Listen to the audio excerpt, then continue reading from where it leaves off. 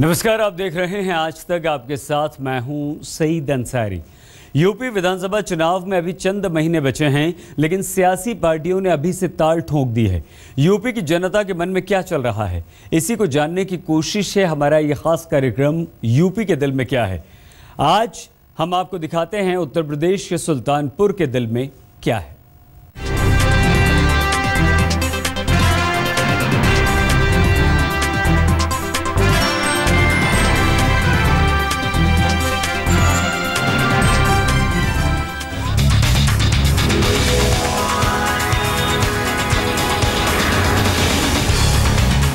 India का number 1 news channel आज तक आप सभी के बीच आया है, आप सभी की आंखें खोलने। जरूर से बताएं अपने यहाँ की समस्याओं के बारे में, क्योंकि उसके बाद आपकी खोली जाएंगी पट्टियाँ। ठीक है, आपकी बच्चियाँ खोली जाएंगी, आपको बताना पड़ेगा आपके यहाँ क्या क्या समस्याएं हैं।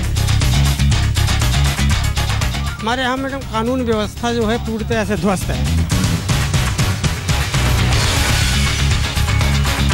कोई नया स्टार्टअप करना चाहे तो सिर्फ बातें हैं, हवाबाजी है और कुछ। बहुत दिनों से यहाँ कोई नया उद्योग नहीं लगा है। नमस्कार, मैं हूँ श्वेता सिंह। यूपी के दिल की बात जानने के लिए आज हम पहुंचे हैं सुल्तानपुर, और सुल्तानपुर के इस कल्प वृक्ष से हम शुरुआत कर रहे हैं अपनी इस पेशकश की, क्योंकि ये एक ऐसा वृक्ष है जो कि पहचान है इस जगह की। यहाँ पर लोग श्रद्धा में डूबकर आते हैं और इस कल्प वृक्ष पर धागा बांधते हैं। ये मन्नतों का धागा है, न जाने कुछ राजनीति के धागे भी इसमें बंधे होंगे। सबसे बड़ा अपराध कानून व्यवस्था, ये सबसे बड़ी समस्या है। हैंडपंप जितने भी हैं अगल बगल तो सूखे पड़े हुए हैं। हम लोगों ने विनाश के नाम पे अभी तक वोट दिया है। ये उन वोटरों के दिल की बात है जो अपने लिए एक बेहतर जिंदगी, एक बेहतर सुल्तानपुर चाहते हैं। गोमती नदी के किनारे बसा ये शहर यूपी की सियासत में खास अहमियत रखता है। एक वक्त पर सुल्तानपुर को कांग्रेस का बड़ा गढ़ माना जाता था, लेकिन 1992 के राम मंदिर आंदोलन ने यहाँ के सीटों का समीकरण ही बदल दिया। अयोध्या से करीब 50 किलोमीटर दूर होने के कारण सुल्तानपुर न सिर्फ मंदिर आंदोलन का बड़ा केंद्र बना, बल्कि बीजेपी का गढ़ भी बन गया। पर मौजूदा वक्त में यहाँ की सभी 5 विधानसभा सीटें समाजवादी पार्टी के पास हैं। क्या लोग कामकाज से संतुष्ट हैं? सुल्तानपुर के दिल की बात जानने के लिए हम यहाँ पर पहुँचे हैं और जानते हैं कि क्या आपने कानून व्यवस्था की समस्या कहा। यहाँ पर चारों तरफ अपराधियों के हौसले बुलंद हैं। जैसे कि अक्सर आप लोगों ने पेपर में पढ़ा होगा, कोयरीपुर तो एकदम बिल्कुल से छावनी बन गया है। एक से एक हत्याएं होती जा रही हैं, मगर कोई ठोस कदम उठ नहीं रहा है। आपने 3 चीजें यहाँ पर लिखी हैं, बिजली, कानून व्यवस्था, अच्छा राशन कार्ड। तो ये सारी चीजें, राशन कार्ड क्या बनता नहीं है? जी मैडम, बन नहीं रहा है, बना नहीं रहे। पूर्ति अधिकारी राशन कार्ड नहीं बना रहे हैं। क्यों नहीं बना रहे हैं? पैसा चाहते हैं। हाँ, पैसा मांग रहे हैं, चक्कर लगवा रहे हैं, दौड़ जा रहे हैं। हम लोग जो कैंसिल हो गए हैं राशन कार्ड बन नहीं रहे हैं। सबको यही इसी तरह की समस्या आ रही है जी। राशन मिल नहीं रहा है किसी को राशन कार्ड पे। तो मतलब भ्रष्टाचार आप लोग कह रहे हैं कि एक समस्या है यहाँ? जी। कानून व्यवस्था, भ्रष्टाचार, ये आप लोग और कुछ जोड़ना चाहेंगे इसमें? सुल्तानपुर में और कोई समस्या?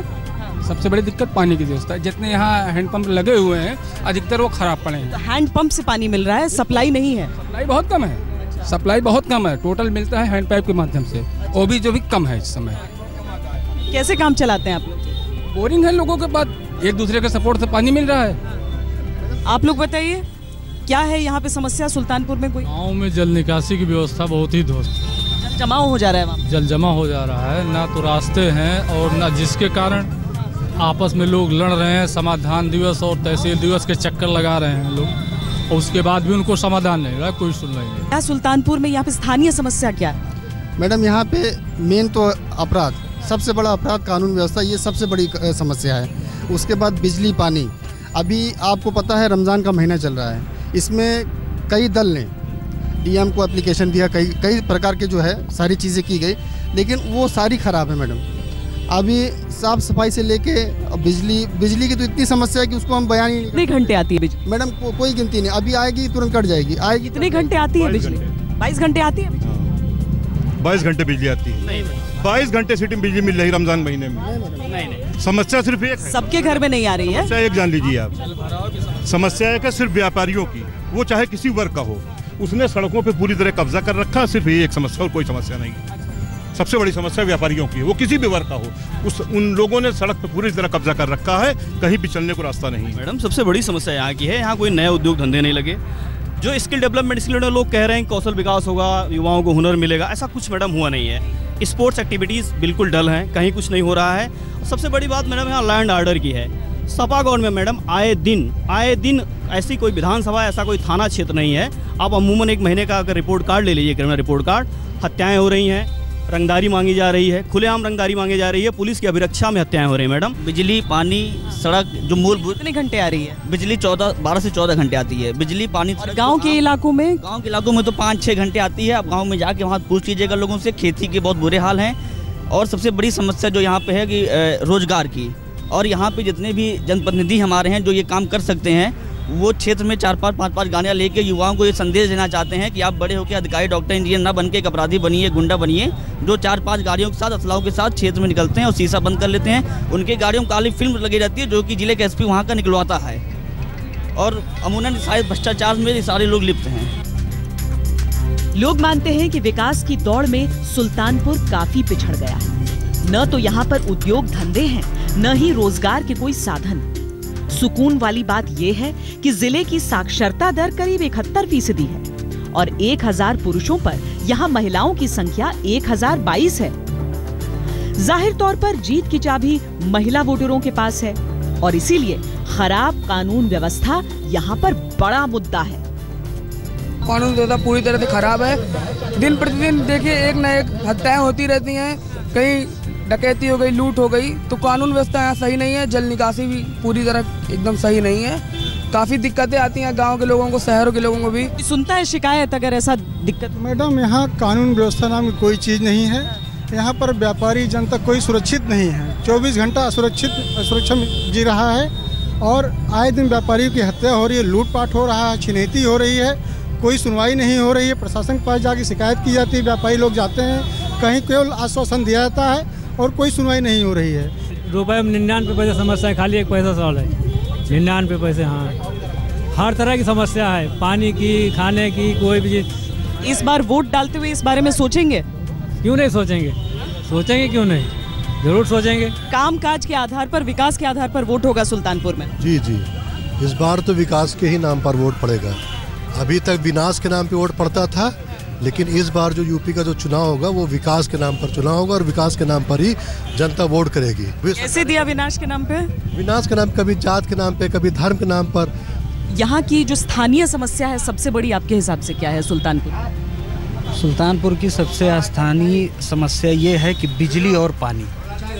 हाँ, बिजली नहीं रहती है। बिजली तो मेरे हिसाब से 24 घंटे में 14 घंटा मिल जाए तो बहुत हो गया। हाँ, हमेशा से ऐसा रहा है? हमेशा ही से रहा है। आपके हिसाब से? तो भाई साहब बोल रहे वही है, हम भी यही रह रहे हैं, सब वही है। बिजली की बहुत किल्लत है इधर। गांव के इलाकों में और ज्यादा दिक्कत होगी? जी, गांव में तो कम से कम 8 घंटा से ज़्यादा लाइट नहीं मिलती है। 7 घंटे 8 काम चलता होगा वहाँ पर। गर्मी से ज़्यादा परेशान रहता है जी। तो आप लोग यहाँ पर जो बच्चे पढ़ाई करते होंगे या फिर गाँव में जो किसान हैं, सबको तो बहुत ज़्यादा समस्या होगी। बहुत परेशानी होती है। सेम। इस बार वोट देते हुए तो इन चीज़ों के बारे में लोग सोचते हैं कि नहीं सोचते हैं? क्योंकि बिल्कुल सोचते हैं मैडम, क्योंकि वोट जो मिलता है वो तो दूसरे आधार पर मांगा जाता है और आम लोगों की समस्याएं तो अलग होती हैं। मेन वही है, सारी समस्याएं, बिजली, पानी, हर चीज़ें हैं। सफाई नहीं है, कुछ भी नहीं है यहाँ, क्या है। और सड़क वगैरह सब ठीक लग रहा है? कहाँ ठीक है, एक भी सड़क नहीं बनी है। सब कहीं से यहाँ पे हमारे यहाँ हाईवे देखिए कैसे सड़क है, हाईवे चलने लायक नहीं है। शहर से लेकर गांव तक सुल्तानपुर की तस्वीर संतोषजनक नहीं दिखी। 5 विधानसभा सीटों पर सत्ताधारी दल का कब्जा होने के बावजूद सुल्तानपुर विकास से कोसों दूर दिखा। कोई रास्ता नहीं है आने जाने के लिए, बरसात हो, गर्मी हो, सर्दी हो, कोई समय में हमारे यहाँ रास्ता नहीं। बहुत सारी समस्या है, आभार हैं, वरुण गांधी दिखाई नहीं पड़े इस क्षेत्र में कभी भी। यहाँ की जनता ने वोट दिया, इस आशय से बड़े नेता हैं। नहरें, हमारे यहाँ नहरों में पानी नहीं आ रहा है, सिल्ट जमा है, किसान परेशान है, खेती नहीं कर पा रहा है, समय से जुताई बुआई नहीं कर पा रहा है। गांव में बिजली की सुविधा नहीं है, पानी कभी कभी आता है और फसल भी बहुत अच्छे तरीके से यहाँ नहीं हो पाती इन सब समस्याओं से। ये थी सुल्तानपुर के अलग अलग विधानसभा क्षेत्र से लोगों के दिल की बात। बाकी इलाकों में हम आपको लिए चलेंगे। आज के लिए इतना ही। कैमरा पर्सन सुबोध सक्सेना के साथ श्वेता सिंह, सुल्तानपुर आज तक। एक हफ्ते पहले बीएसपी से नाता तोड़ने वाले स्वामी प्रसाद मौर्य ने आज मायावती के खिलाफ बिगुल फूंक दिया। कार्यकर्ताओं के बीच मौर्य ने मायावती को दौलत की बेटी फिर से कहा। हालांकि मौर्य ने अभी तक अपने पत्ते नहीं खोले हैं कि बीएसपी छोड़ने के बाद वो किस पार्टी का दामन थामने चाह रहे हैं।